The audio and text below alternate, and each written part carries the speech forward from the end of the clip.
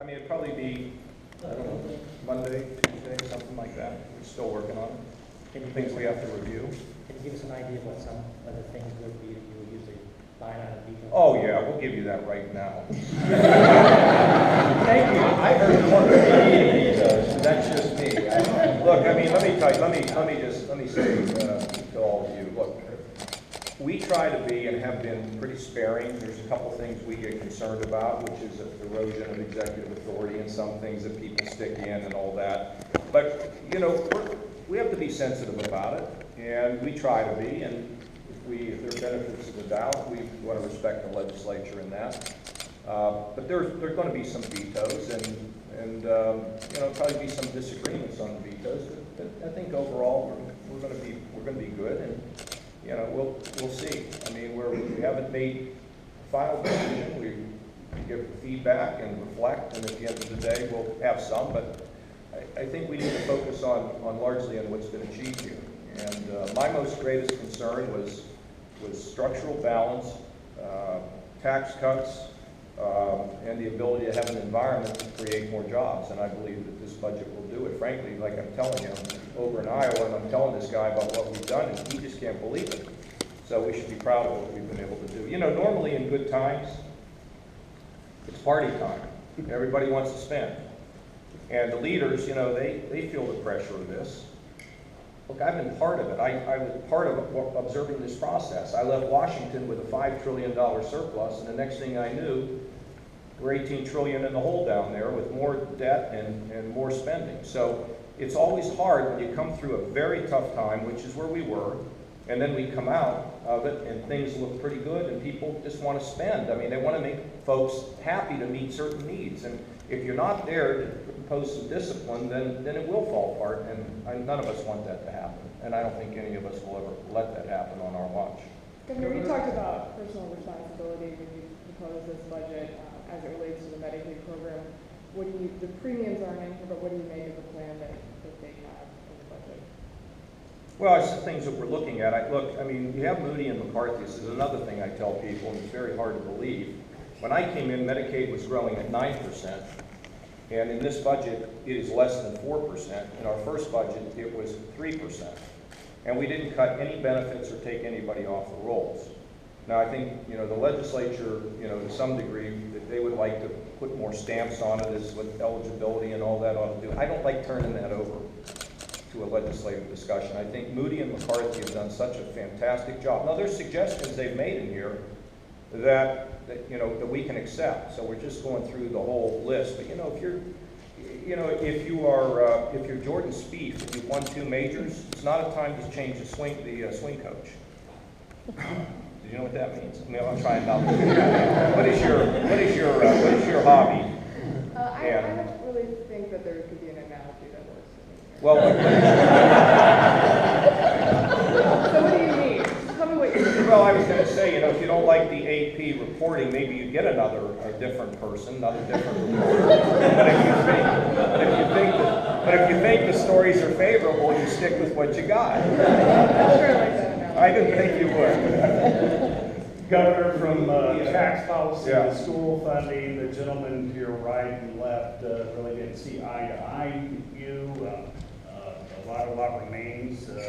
What you proposed does not emerge in this budget. Well, How disappointed are you ultimately in the final? Well, I'm not sure you read it, Randy. There's a lot of things in here. You know, we've begun to phase out the caps, which are a very great concern for us in the out years, and they've made improvements on that.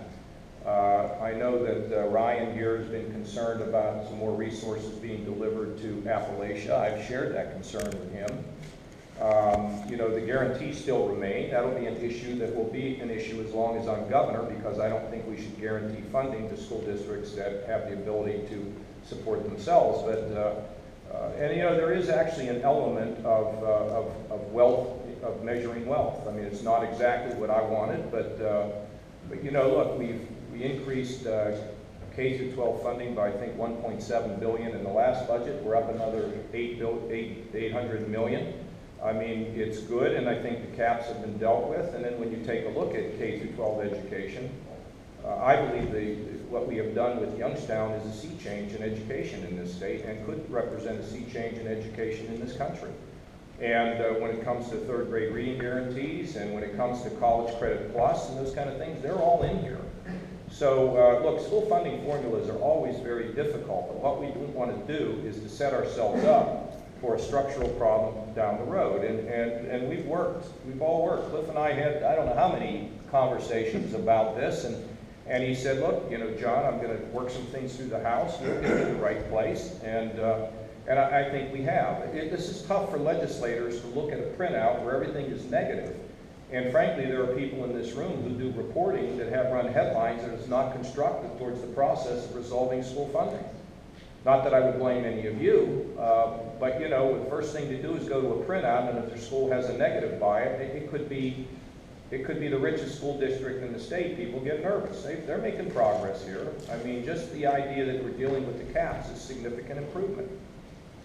How disappointing is it to not having moved for any acceleration here toward consumption taxes in favor of bigger income taxes? Look, I think, first of all, there is not a governor that I can think of, let me not speak for other governors, okay? But you see that we have now almost $5 billion in tax cuts. Now, have we made progress on that issue? I have to tell Joe Testa this, you know, so he doesn't cry. But think about it. They did some things on the cigarette taxes. In the past, they've done some things with the sales tax and used it to cut the income tax.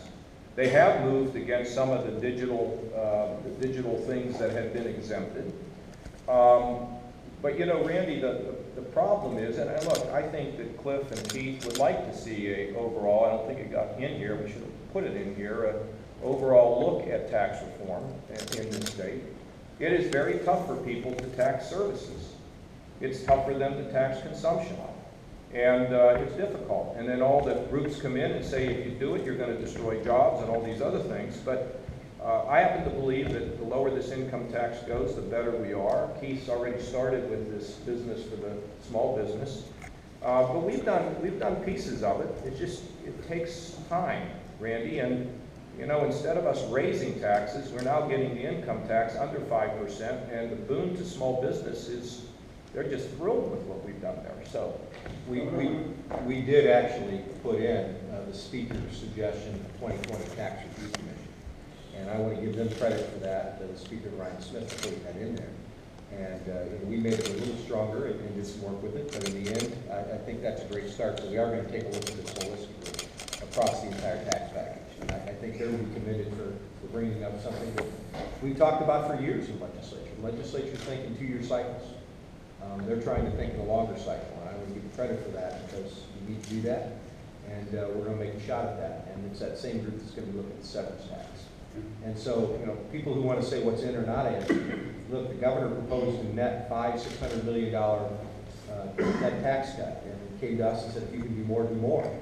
We did more. We did a lot more, and we did it in cooperation with the governor, in cooperation with the Speaker's office, and in the end, we landed in a better place. But if the governor hadn't set the table to be able to do that, we wouldn't have been able to do it. Now, we didn't do everything exactly the way that it was initially proposed, but we did it in a way that we thought would work for the legislature and for the governor. And I think there's a lot of credit. Not talking about what's different, I think you talk about where we landed. But, and absolutely, and I agree with the Senate President. Look, I think there's some misconception that the House just didn't like the plan. At the end of the day, what bold leaders do is set a bold vision. It's what the governor did in his budget. It's what he set forward. We are committed to attempt to get him to the final vision of that plan. That's what the Ohio 2020 Tax Commission is going to do. It's what we're going to continue to evaluate and look at, and to help us get this state into a trajectory to which we're going to continue to make sure that we have a strong quality of life. And part of that is what the governor's proposed. And now we're going to be able to take this and sit down with all together and continue to craft this so we can ultimately get to that bold plan. Randy,